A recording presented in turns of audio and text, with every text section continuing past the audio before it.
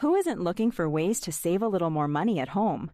Say hello to Ecobee and two brand new thermostats, Ecobee Smart Thermostat Premium and Ecobee Smart Thermostat Enhanced. Energy Star certified Ecobee thermostats can save you up to 26% per year on heating or cooling costs. So stop wasting money on heating and cooling an empty home and start using a thermostat that automatically finds savings like magic. And with Ecobee, saving energy is just the beginning. Learn more and be amazed at ecobee.com. This is Internet Marketing.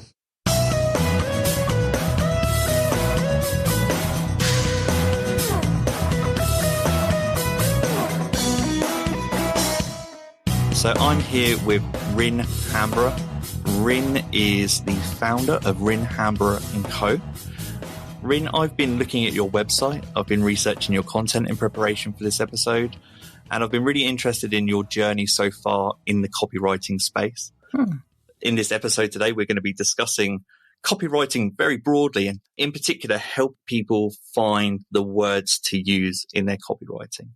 And it's really fascinating to me that you've gone in this journey from being a journalist to a copywriter.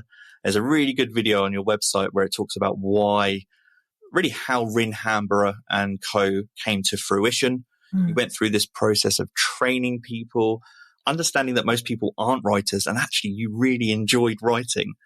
So you sat down, you started to write more, then you helped people help you write more for clients. And that became Rin Hamburgh Co. And then I was sitting here thinking, you must have been driven for a long time in this transition from journalist to copywriter, and then copywriter to copywriting agency owner. And now what drives your work? What are you trying to achieve in the copywriting world?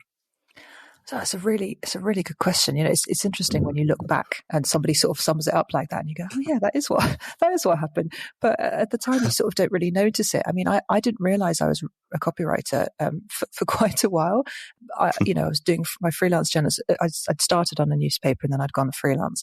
So I was doing a lot of journalism, but the copywriting was sort of these like little bits, because obviously, so this is going back in 2010 and the world was changing a lot. You know, the internet was, blossoming. Businesses were getting websites and blogs and things like that. I think one of my first copy jobs was actually writing some content for an app about happiness. It was like 365 50-word pieces of copy about how to be happier. So it sort of was quite a natural evolution. And then likewise, I didn't call my business an agency for the longest time because it sort of, I don't know, it just felt like too big and grown up and scary a word, really. Do you consider it an agency now? Yes, I am happy with agency You're comfortable world. now. Yeah, the thing is as well, because I didn't come from either agencies or client-side background. So it was very much a case of sort of making it up as I go along. But I think what I love about that background is that it's really allowed me to shape the business in the way that I want to. So rather than sort of just doing things the way everyone does it, I've looked at what works for us as a team, what works for our clients. And we're very much a business that evolves, on a daily, weekly basis. We're always learning what can we level up, what can we change by just 1% that's going to make everybody's lives easier. And that is both internal and external, because for me, I started my business in rather unusual circumstances. When the first website went live, I was a single mum with 9-month-old twins. And so it's a bit of a kind of hectic time. And for me, that sort of whole work-life balance was essential. So actually part of,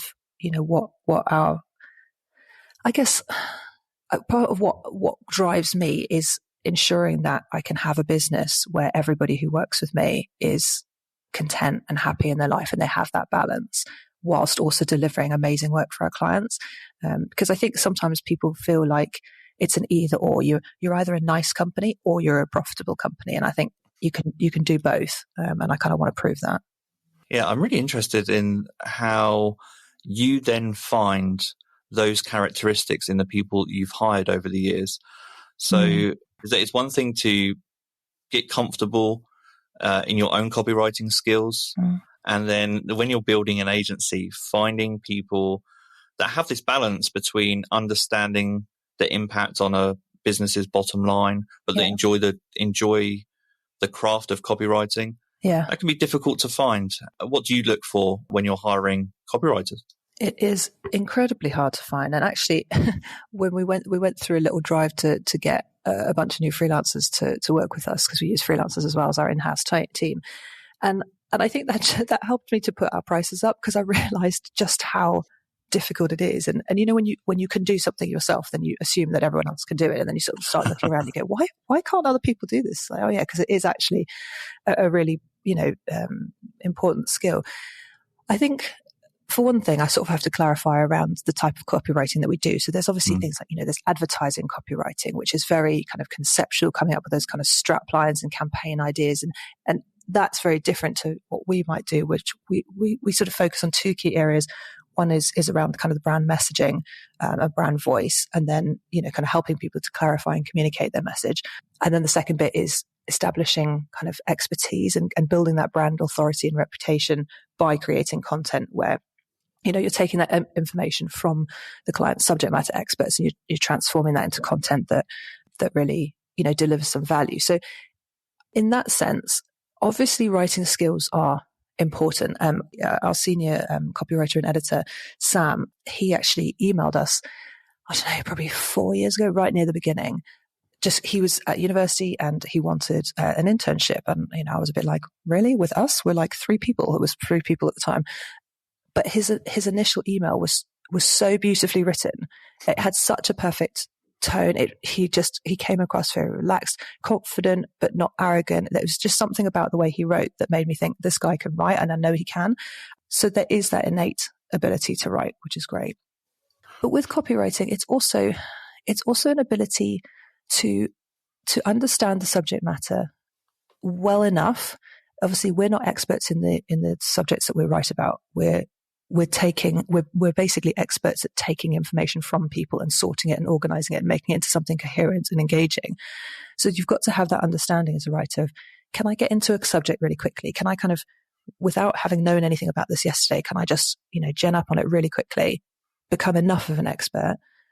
And can I then sort through and have the confidence to sift through what this expert is saying and pick out the things that are relevant to this particular piece of writing? Because then you've also got to be able to put yourself in the reader's shoes, and you've got to be able to say, what is it that people care about? Because our clients might want to say a bunch of things, but their readers might not always want to hear those same things. So our job is to sort of stand in the middle and go, actually, this bit of information is great, but that bit of information is, I don't know, too technical, or you haven't, highlighted a benefit, or whatever it is. So that's kind of our role. So it's a lot more to it before you actually get to the writing.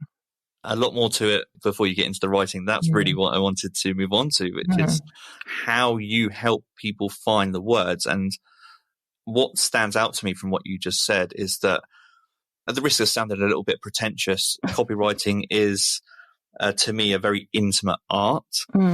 It can feel kind of maybe lonely or isolating at times. But one aspect of copywriting that I think is maybe misunderstood or underappreciated, particularly in the type of copywriting that you do, is listening skills, the actual ability to just distill key information from what people are telling you and then turn that into the right words. I want to learn more about that process. You did touch on it as you were talking there. But before the words even hit the page, what do you do? What's the process that you go through to help people find the right words? That is a really good question. I'm so glad that you can see that, because it's something that sometimes people don't really understand. I always say that you can't have good writing until you've had good thinking.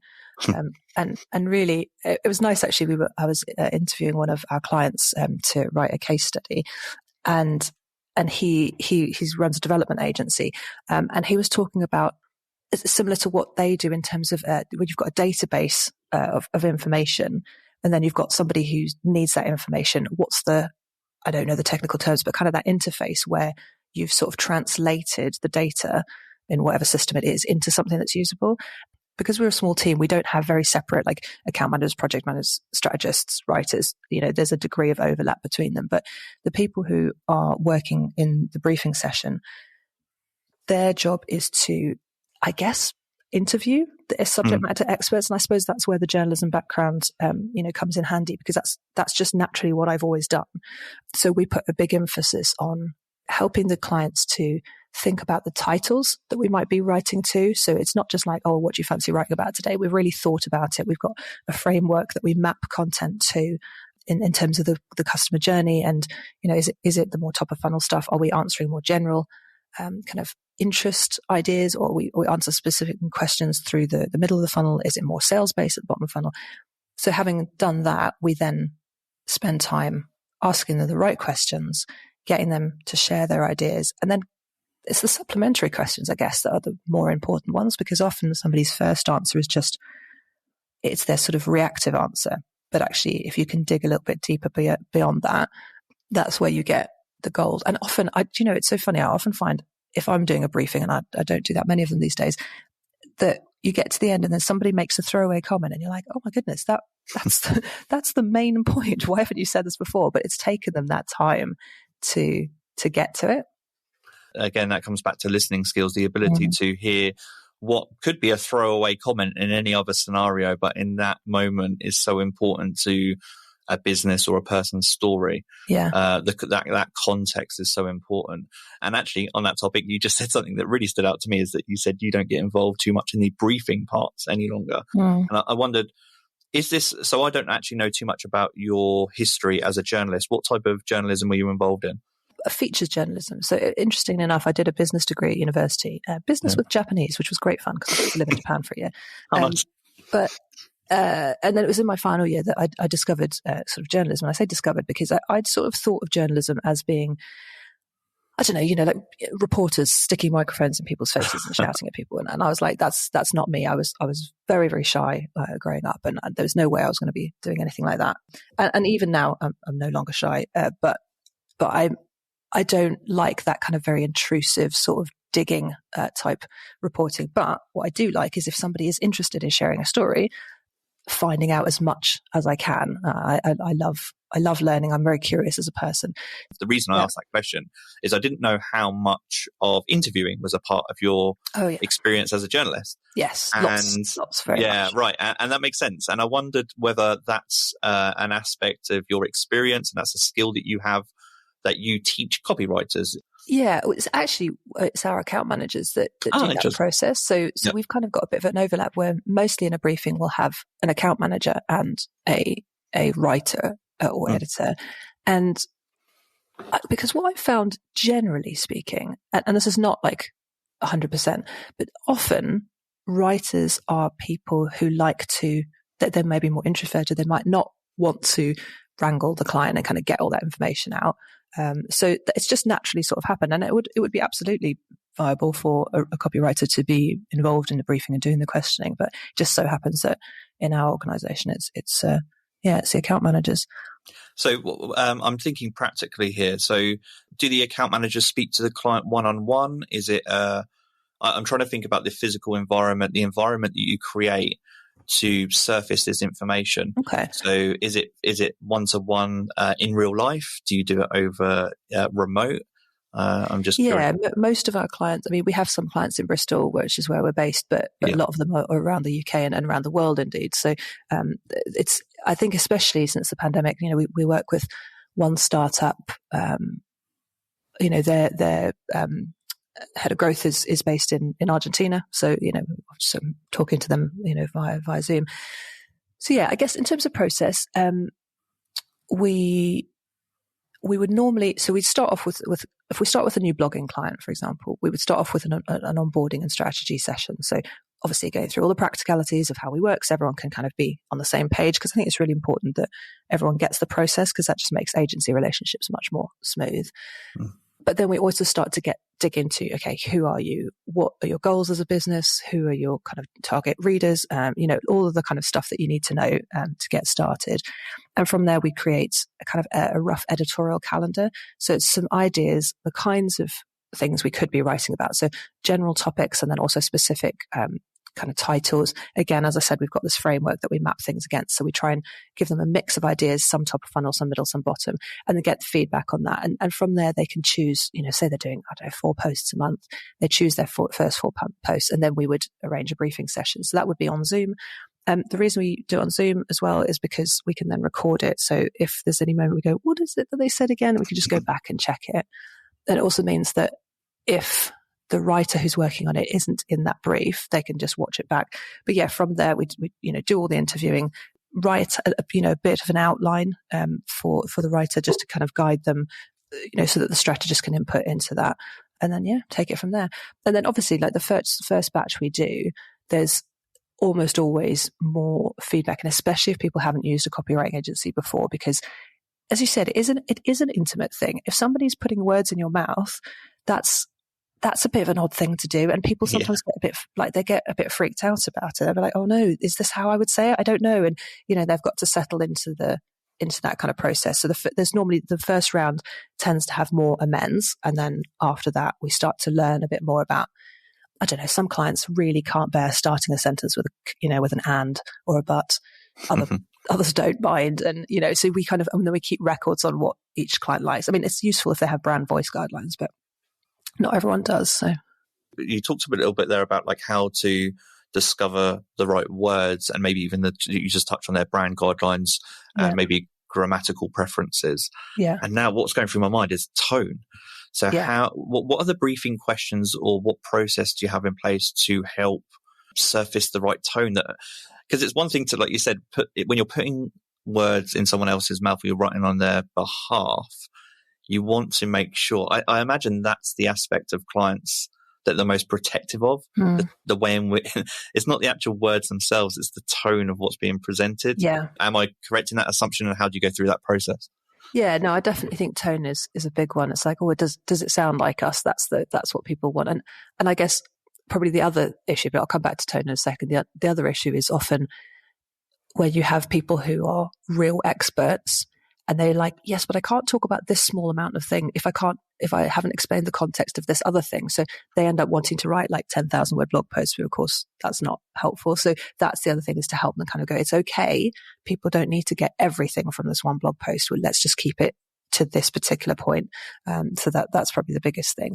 But in terms of tone of voice, I mean, ideally, when we start working with a client, we would work on their brand voice guidelines first. So, my ideal scenario, in a perfect world, a client comes to us and they're like, we don't have any brand voice guidelines. We'd really like some help. Great. So we help them create those. From there, we would use those to write their website copy, because there's no point in having a great blog if your website's not actually saying what it needs to say. So we do website copy next. And that, that sometimes sort of spills over into things like, pitch decks and intro decks and stuff like that. And then from there, we start doing the content, because now we're pulling that messaging through. We know them really, really well, and we can, start from there. So brand voice is, I mean, it's a huge thing. It's really difficult. I know it sounds like a silly thing to say, but it is. It's really, really hard to articulate what does somebody's tone sound like, and how can you write like that business.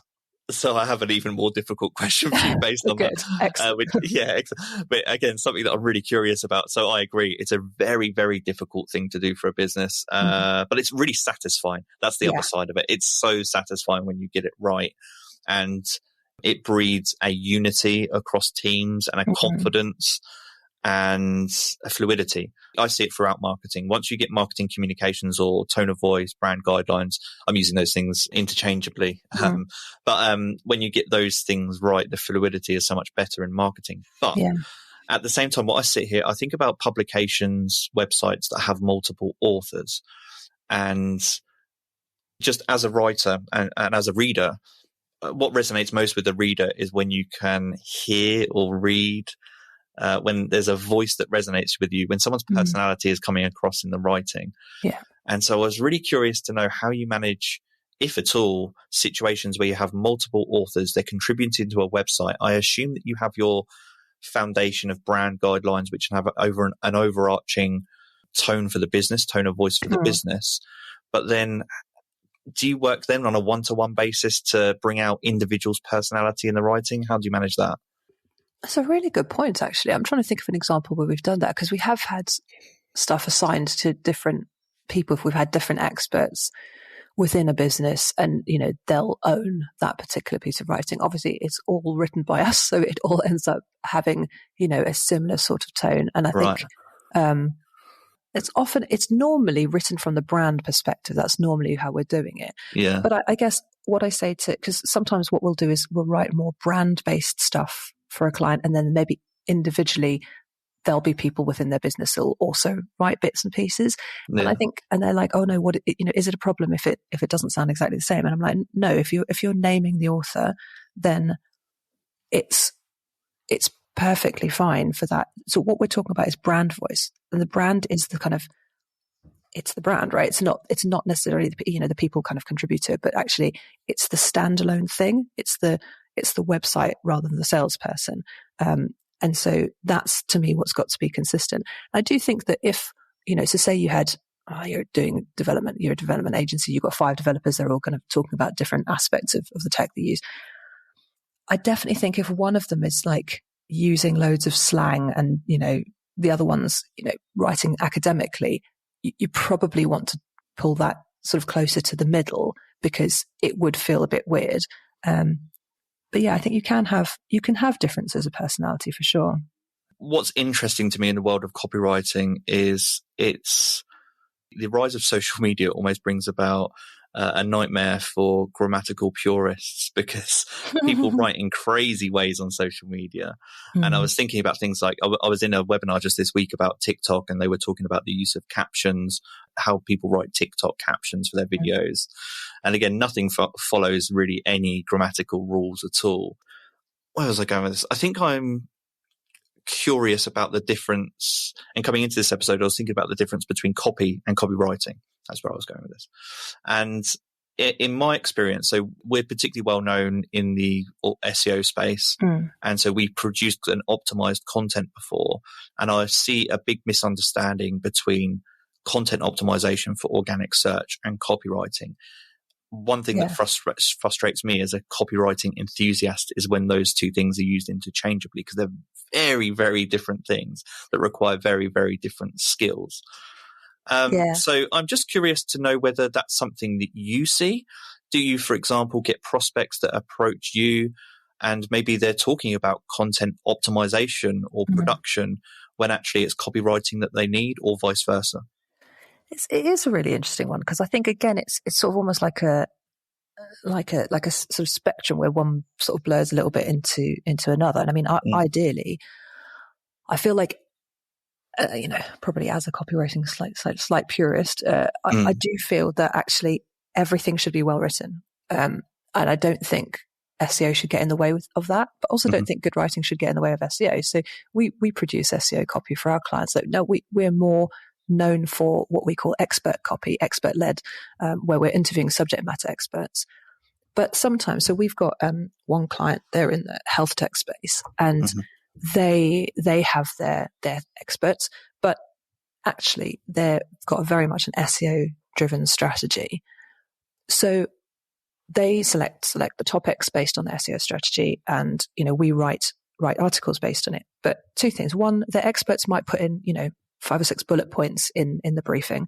So we're not interviewing them, we're not getting lots of in-depth knowledge from them, because really these are quite sort of top level articles, but we get their opinion and sort of like a angle. And also the pieces are written really, really, really well.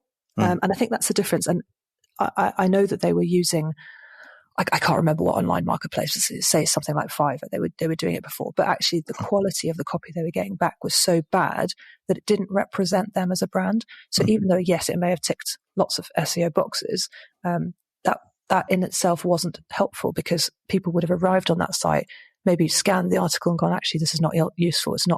This is not a brand I trust to download their app. So yeah, for me, optimize by all means, and we do, but it's also got to be well written, well researched. Like, we won't just, if we make an assertion in an article, we'll make sure we've got something to back that up from a good source. And again, that's where it goes back to, good journalism. You can't just go, 304 people suffer from depression. It's like, well, where did you get that statistic? So you have to go and find it. And you have to make sure that it's from a verifiable source, and it's not just from, randomperson.com who just decided to say it. And this is the problem, is that anyone can publish anything, right? And so then when you're doing your SEO research, you're going, oh, well, other people are talking about this statistic, so I must include this statistic. So that's great, but where did it come from? Yeah. This is, and I've just remembered one of the reasons I asked this question as well is I saw an email that came in from a client in our agency this week, and it referenced the phrase that I've come across multiple times in my career. And it was something to the effect of, we're interested in exploring quality content production, something to that effect. Nice. And so I was thinking, I knew this podcast was on the horizon, and I thought, that's something I can talk to Rin about. Nice. Because when I see the phrase quality content, all that I think about is something that really we've been talking about the whole episode. It's quality content for me is just the surfacing of information communicated in a way that is authentic. Yeah. And genuinely valuable. Yeah. I think that's the thing. It has to be genuinely valuable because a lot of the things you read them and you're like, I can see you use this keyword a lot, but I haven't learned anything. And that's not helpful. As sometimes, I mean, I guess I can spot it, and probably you can spot it a mile away, but yeah, there's just so much rubbish out there. The thing is, there's so much content. If you just want to rank, I'm trying to think why you would, but if you're just, I don't know, a budget brand and you really are just a play it by numbers, you just got to get gazillions of people on there and some it's going to stick. Fine, use the cheapest SEO copy you can get. That's absolutely fine if that works for your strategy. But generally speaking, if you're trying to build a brand, then you need something that's the same quality as what you're trying to establish your brand at. And if that is expert, then that SEO copy also has to be expert. Yeah. The phrase also makes me think that maybe there's just an inherent problem in marketing that can still be solved. And maybe copywriting as an art is still underappreciated. I think it is. Anecdotally speaking, I still see that it is.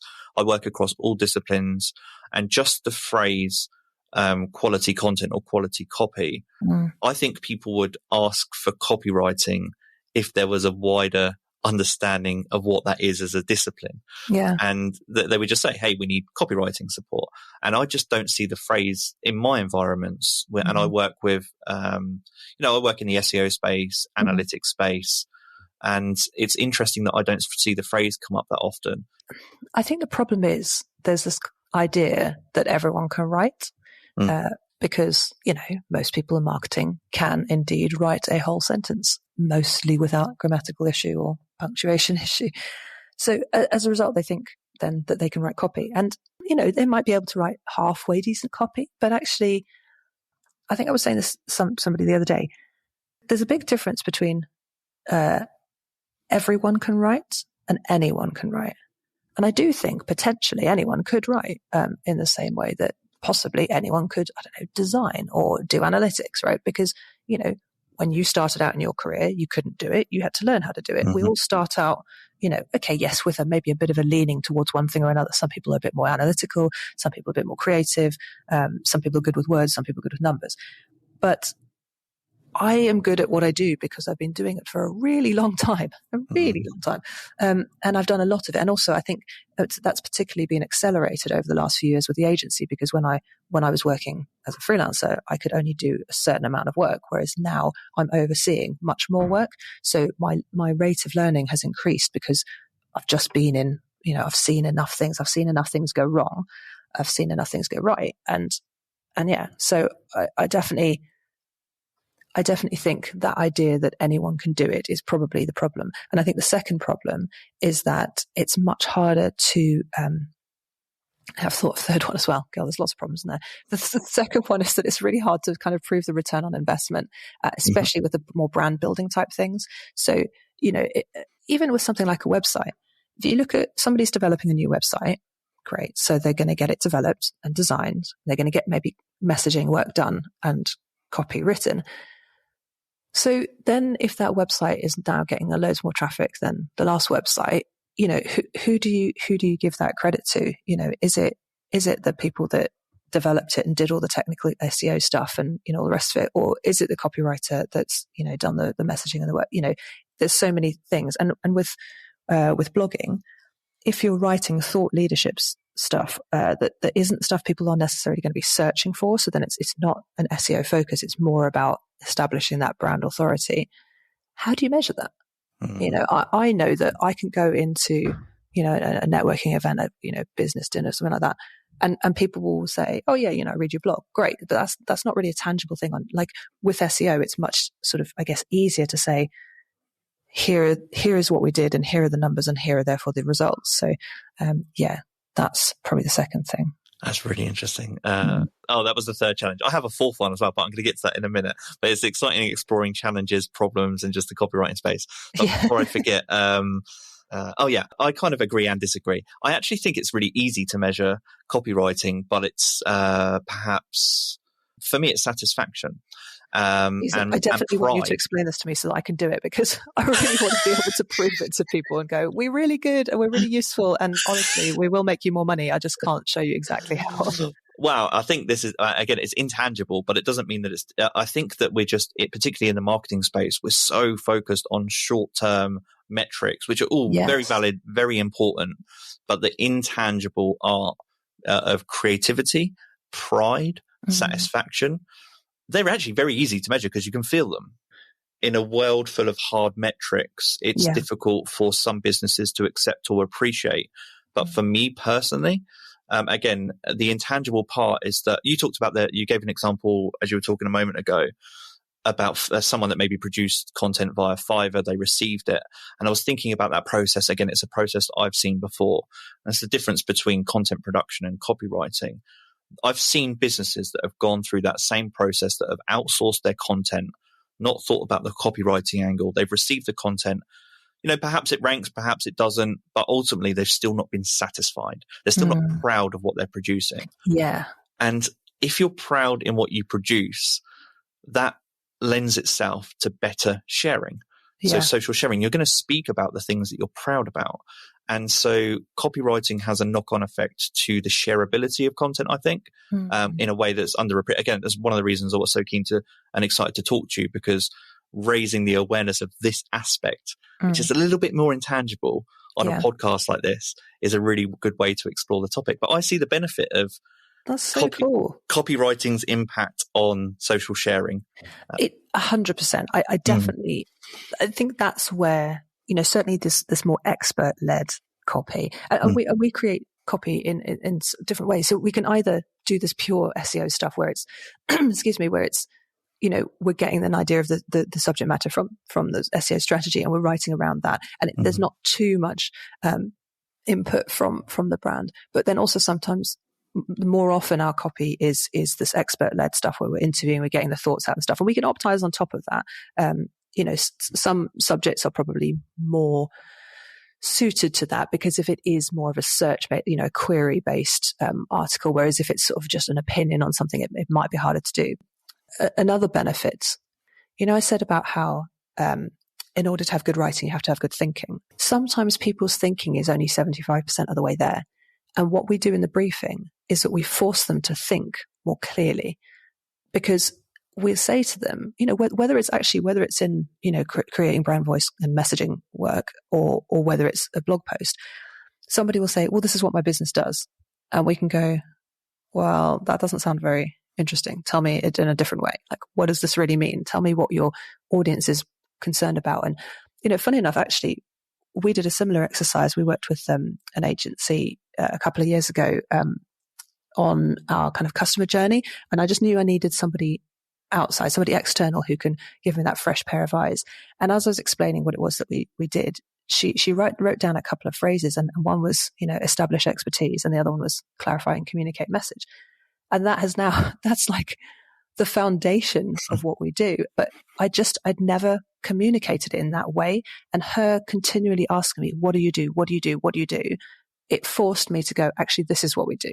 So it was inside me all the time. It's just, it took somebody to draw it out, somebody who wasn't so close to the subject. And that, I think, is a real benefit, because there's a lot of times where clients have said, I knew this stuff, but I didn't know how to express it. I didn't know how to articulate it. And now you've given us the words to say it. And so that, sometimes it's just that phrasing, they'll use that phrasing in, I don't know, sales call or, networking event or whatever. So in fact, actually, this was really lovely. Last week, my senior copywriter and I went to an awards gala dinner thing. And we were invited by one of our clients who sponsored the table, and he gave a little talk. And as he was talking, Sam turned to me and he went, "Oh, I wrote that line." And it was just so lovely to go, brilliant. We've given them words that it's not just website copy, it's actual ways of articulating why they are special. And so they can use those words anywhere. And that is, but you don't know that until you've done it. And I think that's the difficulty in sort of selling copywriting, and which is why, frankly, I don't do an awful lot of selling. I basically wait for people to come to us and tell us that they need us, because I am not really interested in convincing people they need copy, because then they're just going to be very difficult to work for. It's much easier if they get why it's valuable, and then we can work together. Yeah. So, I mean, I'll close this part of the episode out with, do not understate the value of qualitative measurement when it comes to copywriting, anecdotal feedback and feelings. I think that's so important. I will just touch though, Rin, you did say, how else can you measure? Again, I'm a marketing generalist, but I spend a lot of time in analytics and data and analytics. And with copywriting, you can measure a before and after effect on conversion rate. And when it comes to copywriting, if you have an analytics solution in place, you can, user feedback tools like Hotjar. You can, for example, measure satisfaction, so reader satisfaction, particularly on blogging sites or big publications. You can measure reader satisfaction and gather their feedback. That's one way to measure it. And there are things like, even something like, dwell time, on a site. And, I think that for me is really good. And, reducing bounce rate, that people, if they are looking for something that, you are answering their question, if they're finding the site through whatever way, whether it's social or search or whatever, that if they're staying and they're reading, if it's a 5-minute read and they're staying for 4 or 5 minutes, that's wonderful. If they're going away after 30 seconds, perhaps not. And I think also you were saying about kind of conversions, that I think that's something that we try and help and guide our clients with, is understanding what conversion should look like depending on the type of post and where it sits in the funnel. Because, for us, because as I said, we don't have a massive heavy sell focus for us. Mostly what we're trying to get people to do is read another article. So like read a blog post, then read another blog post, then read another blog post. Great. And now you're really convinced that we're valuable and we know what we're doing and we know what we're talking about. We're experts, and you'll remember us. Maybe you'll follow us on social. And when you need us, you will come to us. That may be quite a laissez-faire way of doing sales, and perhaps I do need to step it up a notch. But actually, I think that works for us, and it always has done. But top of funnel, you might just want to get them to read more. Maybe sign up to a newsletter or something like that. It's nearest to the bottom of the funnel. That's where you can start going, okay, book a demo or whatever you want to do. I know in the world of user experience that measuring micro copy, so for example, hover text or just copy within apps, SaaS products in particular, they measure their work based on tests and also convert the impact on conversion rate as well. So it's a slightly different industry, but it is it's a slightly different space, but ultimately it's still copywriting, just for a different purpose. Well, that's interesting actually, because I think that was the point I was going to make earlier as well, about issues with copywriting. And it's because copywriting is sort of part of everything.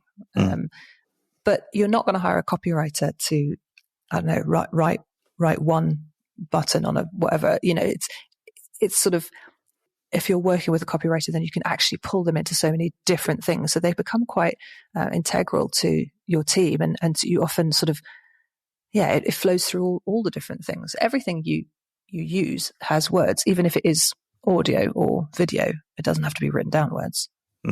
There is an elephant in the room, and it's because you were talking about challenges and problems, and this is more of a challenge, but I'm so curious to know your answer. Okay. AI copywriting tools. We haven't explored it as part of this episode, and part of I was thinking the perception in the industry, particularly the marketing world, on what copywriting is, perhaps the future of copywriting. Why is it undervalued and underappreciated? And then my thought went, this is going to be a problem. Like, people's perception on what copywriting is based on the growth of copywriting tools. That's going to be a challenge that you in particular face. Where do you stand on it? I'm not against them. I'm against them being used as a replacement for copywriters. I just think that's silly. But like anything, it can be a tool if you use it properly. So, even little things like when I'm writing in Google Docs, how sometimes it'll bring up the next few words, like it's trying to finish the sentence for you. And sometimes I'm like, oh yeah, that's a good way of phrasing it. I like it like that. And then I'll press enter and it'll go through.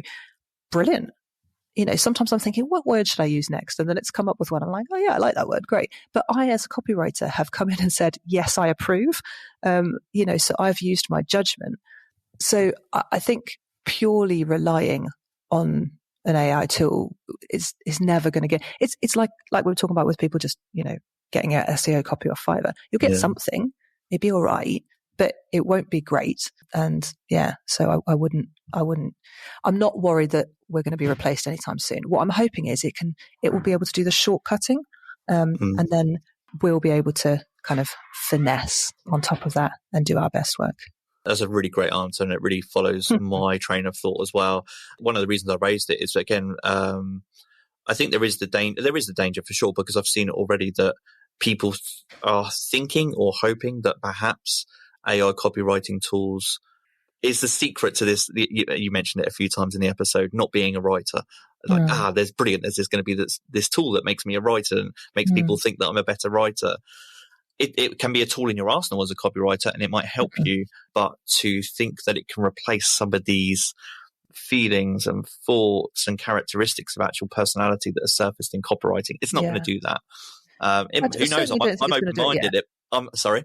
I certainly don't think it's going to do it yet. Yeah. That's actually where I was going to go. I'm open-minded. Who knows where the future leads? Like it's a crazy world that we live in, and things are developing fast. But right, as we speak today, I think that I would not like to perpetuate this idea that AI copywriting is a replacement for copywriters, and I think that's something you agree with.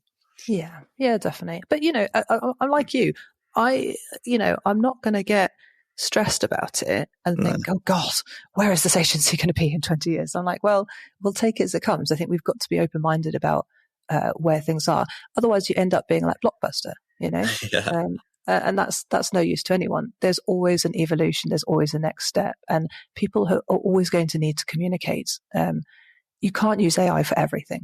No. So yeah, I think it's important that we embrace what's happening, but without giving it more power than it should have at any given time. I think right now there's still very much a need for humans. Yeah, I haven't seen this out in the world yet, but I'm sure one of the big AI copywriting tools is working on it. I would love to go into an AI copywriting tool and then see a database of their verified either agencies or freelance copywriting consultants that kind of work with the tool. I think that would be a really interesting way to open up the space and help people get better content. I think it's a way for traditional copywriters to collaborate with AI-based copywriting companies. I think that will happen if it's not happened yet. Well, we use an AI tool with our SEO stuff, not to write the copy, although there's a functionality in that. It's just we don't use it. Yeah. But we use it to analyze our copy and give us an idea of what words we could use. Okay, you've used this word too many times, or you've not used this word enough. And then again, we will take our human judgment and we will go, great, I can actually fit this word in once or twice, or actually, no, that word's silly and it doesn't work with the tone, so I'm going to ignore it. So we can kind of improve we can optimize, and that is using AI. And that's for me a great example of where AI really serves our needs. Excellent. Rin, it's been a pleasure talking to you this morning about copywriting. If people want to find out more about you and Rin Hamburgh Co, where can they find you? Our website, which is brand new, we've just had it's very nice. I like the website. Thank you. So it's www.rin-hamburgh. Hamburgh is an odd word. It's like Hamburg with an H on the end. .co.uk. But also we're on, all the platforms. LinkedIn's my favorite. Feel free to connect with me personally. So. Brilliant. Okay, Rin, thanks for your time this morning. This has been the Internet Marketing Podcast. Take care.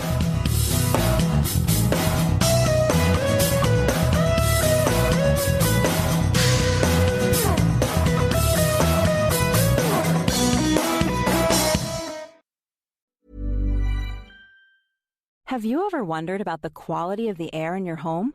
Take a deep breath and say hello to the new Ecobee Smart Thermostat Premium. Ecobee has revolutionized the thermostat as a tool for your overall home health by building an air quality monitor right into the device.